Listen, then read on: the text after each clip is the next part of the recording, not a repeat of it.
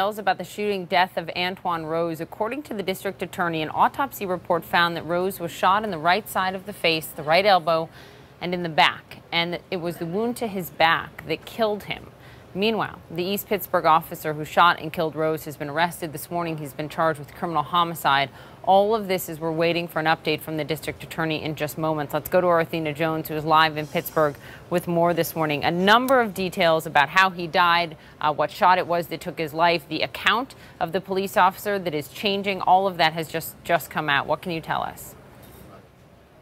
Hi, Poppy. That's right. There are a lot of details in this criminal complaint and in the affidavit. The criminal complaint says that Officer Rosfeld, quote, intentionally, knowingly, recklessly, or negligently caused the death of Antwon Rose, another human being. And this complaint, the affidavit that is attached to these charges, cites several witnesses, several of whom restate or confirm that Antwon Rose's hands were empty as he fled the police vehicle Tuesday night of last week. The affidavit does say that there was an empty 9mm Glock magazine found in Rose's pocket at the hospital. But what's interesting here is what we're learning from the officer, Officer Michael Rosfeld. He was interviewed on Friday by investigators, and this is what he told them. He said the front seat passenger, who was Antwon Rose, exited the car, and he said turned his hand toward Rosfeld. Rosfeld said he saw something dark that he perceived as a gun. But when investigators asked him again later in the interview, Rosfeld told detectives he did not see a gun when the passenger emerged. When he was confronted with this inconsistency, Officer Rosfeld said he saw something in the passenger's hand but was not sure what it was. He also said he was not certain if the individual who had his arm pointed toward him was still pointing at him when he fired the shots.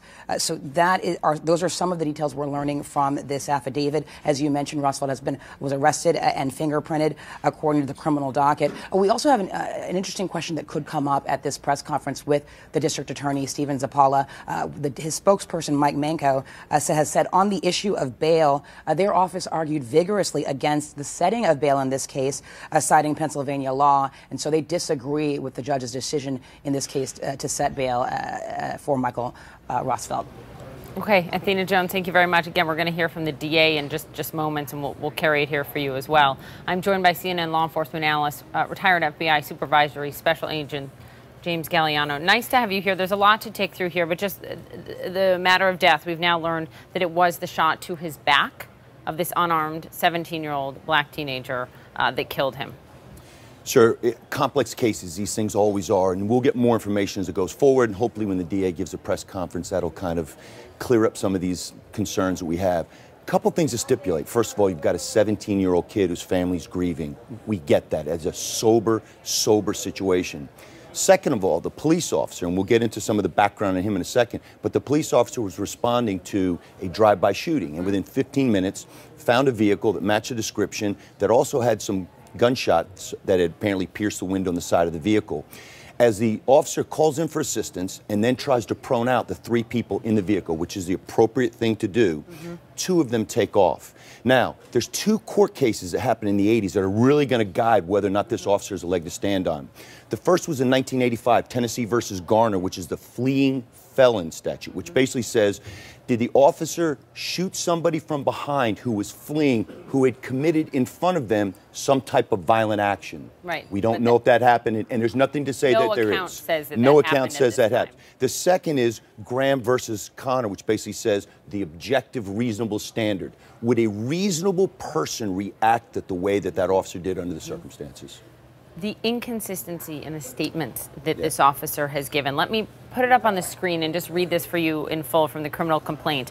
Confronted with his inconsistency, Rosfeld stated that he saw something in the passenger's hand, but was not sure what it was. In addition, Officer Rosfeld stated that he was not certain if the individual who had his arm pointed at him was still pointing it at him when he fired the shots. That's because he gave conflicting accounts about whether or not Antwon Rose had a gun.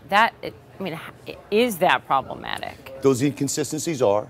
Now, being somebody that has been in those type of in extremis situations, meaning life or death situations, I can tell you that your recollections, your accountings in the immediate aftermath are never consistent. But you say life or death situations. I mean, yes. We've seen the video here. You've got Antwon Rose getting out of the car and fleeing it, not running towards the officer. So what do you mean? You mean What do you mean life or death for the officer? That situation, whether or not the officer saw something previous, whether when he pulled the car over, he saw there were 2 weapons recovered, and Antwon Rose had a magazine, a pistol magazine on his person.